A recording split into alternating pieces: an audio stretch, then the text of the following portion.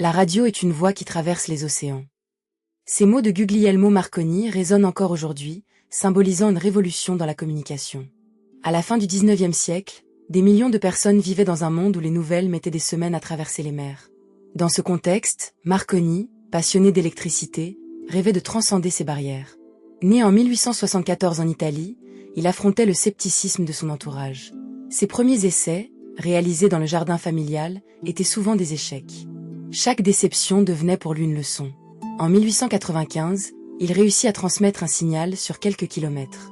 Mais Marconi cherchait plus, relier des continents. Il se heurta à des défis techniques considérables, mais en 1899, il établit une communication sans fil de 50 km lors d'une démonstration publique en Angleterre, prouvant que son rêve était à portée de main. À l'aube du XXe siècle, Marconi se préparait à l'étape ultime, la première transmission transatlantique. En 1901, après des années de recherche, il tenta d'envoyer un signal de la côte anglaise vers Terre-Neuve, au Canada, un défi à la fois technique et psychologique. Le 12 décembre 1901, à Signal Hill, l'émetteur Apoldu se mit en marche. Le silence fut brisé par la réception de 3 points en code Morse, 1S. Cette victoire prouvait que la communication transatlantique était réalisable. Cet événement marqua une étape historique, et Marconi fut célébré comme un pionnier de la communication moderne. Cependant, il continuait à faire face à des défis, comme les interférences atmosphériques. En 1905, il reçut le prix Nobel de physique, mais sa rivalité avec Nikola Tesla assombrissait son succès. Malgré cela, il poursuivit ses expériences, établissant des liaisons de plus en plus longues. Chaque avancée était un pas vers un avenir d'interconnexion. Marconi avait ouvert les portes d'une communication instantanée, reliant des gens comme jamais auparavant. Pourtant, derrière cette innovation se dressait un homme tourmenté, dont les luttes intérieures ne diminuaient pas. Lorsque Marconi reçut le premier message transatlantique, il ne s'agissait pas simplement d'un triomphe personnel. C'était le début d'une ère où l'information circulait à des vitesses inimaginables. Ce moment représentait une promesse d'un avenir où la distance ne constituait plus un obstacle à la communication. Marconi avait jeté les bases d'une nouvelle ère de connectivité humaine. Sa révolution n'était pas seulement technique, mais sociétale. Ce qu'il avait accompli avait le potentiel de transformer la façon dont les gens interagissaient. En réfléchissant à l'héritage de Marconi, il est essentiel de reconnaître son impact durable sur les communications modernes. Son invention a redéfini notre perception du temps et de l'espace, créant un monde où l'information circule librement. En considérant son héritage, il est crucial de comprendre que sa vision transcende le simple aspect technique. Elle soulève des questions sur la connexion humaine. Au XXIe siècle, sa quête pour un monde uni par la communication est plus pertinente que jamais. En nous inspirant de son parcours, chacun peut envisager un avenir où chaque voix compte. L'héritage de Guglielmo Marconi est bien plus qu'une série d'inventions. C'est un appel à transformer notre manière d'échanger et de nous comprendre. Pourtant, dans l'ombre de cette révolution, un autre homme, Nikola Tesla, s'efforçait lui aussi de changer le monde. L'histoire des deux inventeurs est marquée par des rivalités, mais également par des visions qui se croisent dans le domaine de la technologie. Tesla, né en 1856 dans l'Empire austro-hongrois, avait une approche radicalement différente de celle de Marconi. Alors que Marconi se concentrait sur la transmission de signaux, Tesla voyait au-delà des simples transmissions sans fil.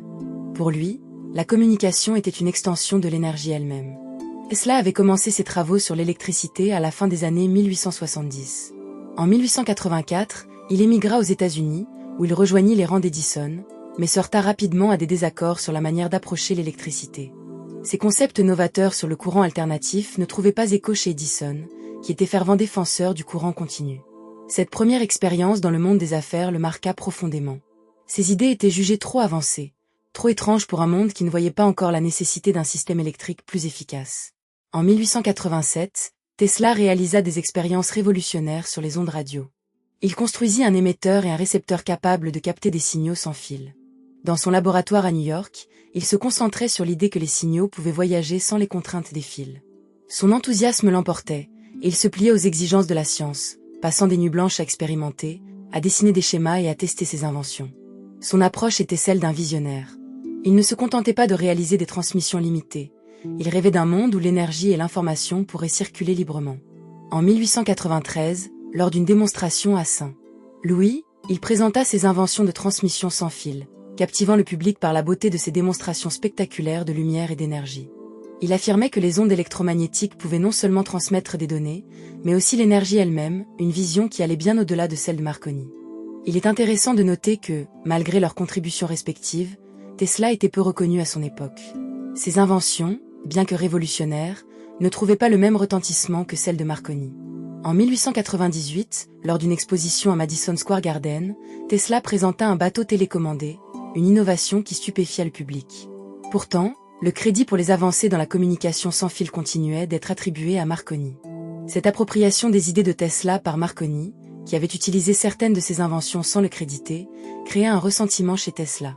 En 1904, Tesla déposa plusieurs brevets pour la transmission d'énergie sans fil, mais il se heurta à des obstacles juridiques avec Marconi, qui avait déjà obtenu des droits sur une partie de cette technologie. Le tribunal américain, dans un jugement controversé, reconnut Marconi comme l'inventeur de la radio, ce qui ne manqua pas d'élever la frustration de Tesla. En dépit de cette défaite, Tesla persista dans ses recherches, cherchant des moyens de transmettre de l'énergie sur de longues distances sans aucune perte. Il rêvait d'un monde où l'électricité serait gratuite et accessible, où chaque maison serait alimentée par des rayonnements d'énergie, non pas par des fils. En 1905, il annonça son intention de construire une tour de transmission à Wardenclyffe, à Long Island, avec l'espoir de créer un système mondial de communication et de transfert d'énergie. Le projet, cependant, n'attira pas l'attention des investisseurs qui lui avaient promis un soutien financier. L'échec de Wardenclyffe marqua une étape dévastatrice pour Tesla. Il passa ses dernières années dans l'oubli relatif, luttant contre des problèmes financiers et une santé déclinante. Pourtant, ses idées continuèrent à nourrir l'imaginaire collectif. En examinant leur parcours, il est crucial de noter que la rivalité entre Tesla et Marconi n'était pas simplement une question de technologie, mais un conflit de vision. Marconi, avec son approche pragmatique, cherchait à établir des applications concrètes et rentables de la technologie, tandis que Tesla poursuivait un idéal de liberté énergétique. L'une de ses phrases emblématiques, souvent répétée, était que l'énergie est universelle. Pour lui, la technologie devait servir à libérer l'humanité, et non à la servir par le contrôle des ressources.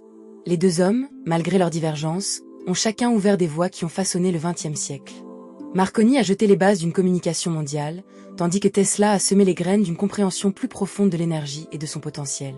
En fin de compte, les luttes et les triomphes de ces deux géants de l'innovation nous rappellent que le progrès est souvent le résultat de conflits d'idées et de visions. Aujourd'hui, alors que nous vivons dans un monde hyperconnecté, il est essentiel de rendre hommage à ces pionniers qui ont osé rêver grand et défier les conventions. L'héritage de Marconi et de Tesla ne se limite pas à leurs inventions respectives. Il nous enseigne l'importance de rester curieux, d'être audacieux face à l'adversité et de toujours chercher à comprendre le monde qui nous entoure. L'héritage de Guglielmo Marconi et Nikola Tesla est bien plus qu'une simple chronologie d'inventions. C'est un témoignage de la quête humaine pour la connexion et le progrès. Leur histoire est celle d'hommes visionnaires, dont les luttes et les succès continuent d'inspirer des générations d'innovateurs à travers le monde. La quête pour comprendre et maîtriser l'énergie, ainsi que pour établir des connexions instantanées, est plus pertinente que jamais. L'univers des technologies de communication et d'énergie continue d'évoluer grâce aux bases posées par ces géants. En nous remémorant leurs contributions, nous honorons leur mémoire et leur détermination à changer le monde. Leurs histoires, bien que différentes, se rejoignent dans une aspiration commune, celle d'un avenir sans frontières, où la technologie peut unir l'humanité dans un même élan. Il est essentiel de poursuivre cette vision, de revendiquer notre capacité à créer un monde connecté et éclairé, à l'image de ces deux grandes figures qui, chacune à leur manière, nous ont montré la voie.